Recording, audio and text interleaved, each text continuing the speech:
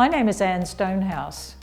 Welcome to the Victorian Early Years Learning and Development Framework Practice Principle video series.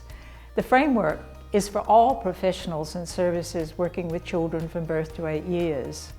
In the videos, you see each practice principle in action. It's important to remember that all the principles intersect and overlap. Combined, they guide professional practice. The videos should be used in conjunction with the practice principle guide on respectful relationships and responsive engagement. The guide is on the Department of Education and Training website. From birth, warm and respectful relationships with familiar adults build and strengthen secure attachments that are fundamental to children's learning and development.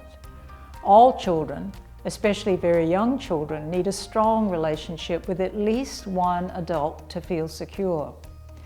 Children must know they can get help if they need it. This is essential for them to thrive and learn. Today, we'll be visiting several services. The professionals, families and children at these sites will help you consider respectful relationships and responsive engagement and how this relates to your service. We work with a group called the Australian Childhood Trauma Group, and they come in and work with our staff, teachers and educational support staff to understand what many of our children have been through.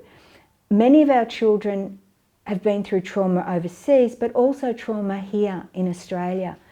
So we have to have a real understanding of how these children are going to react to certain circumstances and what the teachers and staff members can do to relate to them, to create that connection and feeling of belonging to the school.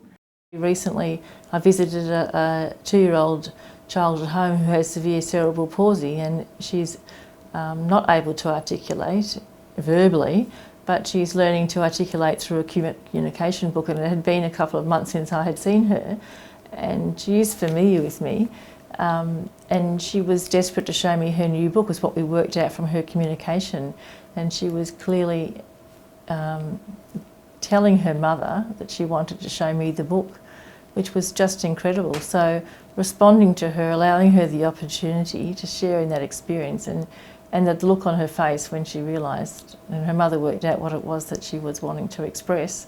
We really make children partners in their learning, and they get to make decisions and to talk about what they're doing. We really encourage children to explain their thinking, and we often say to them, what's your theory? And that's based on the idea that everyone has different ideas or different theories, and we think differently because we have different brains, different cultures, and these are concepts that we share with the children all the time. Professionals work to develop warm and responsive relationships with children and their families. They get to know them deeply and accept them. They pay close attention to what children are trying to communicate.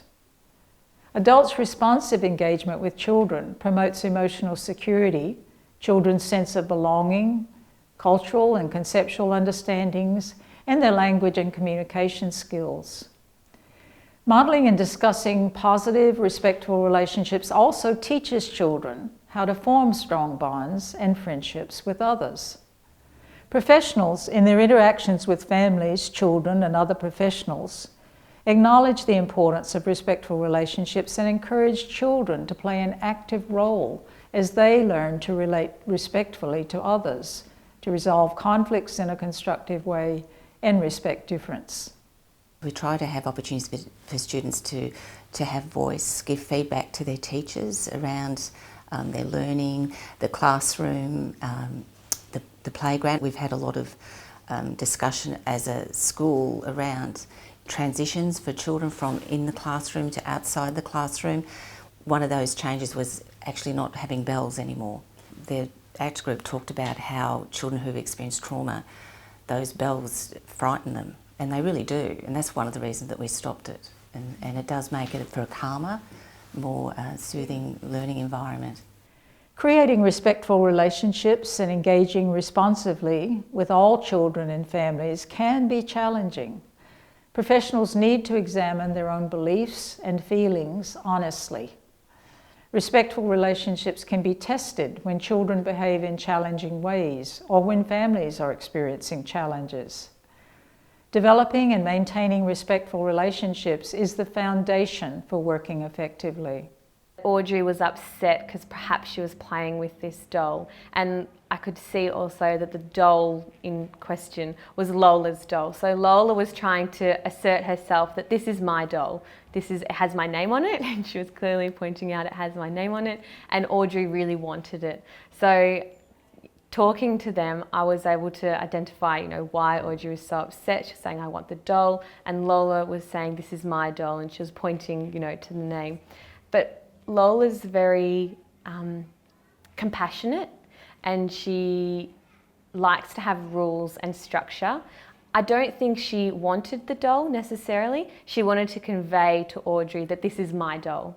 So with Lola, I helped her point out to Audrey that this is Lola's doll. By pointing to the name, pointing to the letters, Audrey was able to somewhat understand that Lola was trying to say, this is my doll. And then once Audrey began to calm down, Lola realised, I can share. Respect is a really important thing for me, and it's one of our school values as well.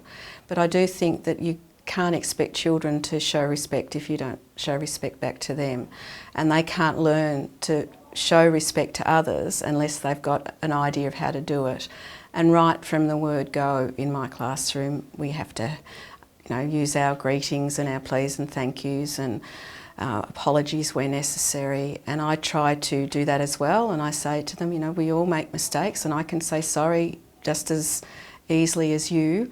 With time and support, children learn to regulate their behaviour and how to build respectful, positive relationships and establish secure attachments with each other and with adults. They learn from observation and from how they are treated, as well as through specific experiences designed to teach them how to engage effectively with others. Responsive engagement and shared, sustained thinking enable professionals to support and extend children's learning. Going outside, saying hello to them, talking to them about their new baby, the new family pet, just generally chatting and talking to the children, saying, make sure your parents come to this activity.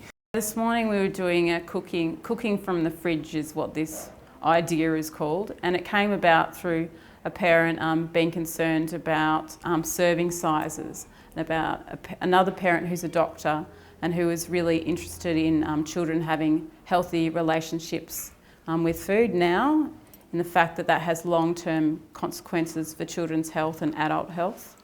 So we were thinking about, okay, how do we promote children to have healthy lifestyles now and to have good nutrition?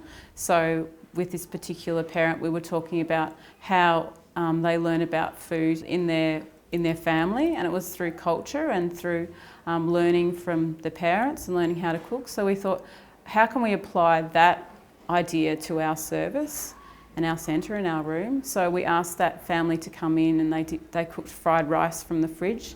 And this morning, Adeline, who was the child, said, oh yes, that's my fried rice idea. So that was the cooking from the fridge comes from her. Make sure that we're aware of anything special that happens with families. So if we know that there's things going on at home, might be a birth of a new baby, or could be they're moving house or something like that, we'll make sure that those conversations happen within the program as well. I hear that you had the meeting with Tom's parents. Yeah, I just talked to Mum. She's a bit worried about him transitioning to grade 1. Okay. So we talked about how we will find out who his teacher is, take photos of her and photos of the classroom, so that she can make a book for him at home over the holidays, so that he can say, well, that's my teacher next year, that's my grade, things like that. So if you can let me know what grade it is, because if we've got him on the holidays, then we might even be able to do some walking around his classroom and make sure that he remembers, so that over the Christmas holiday he doesn't forget.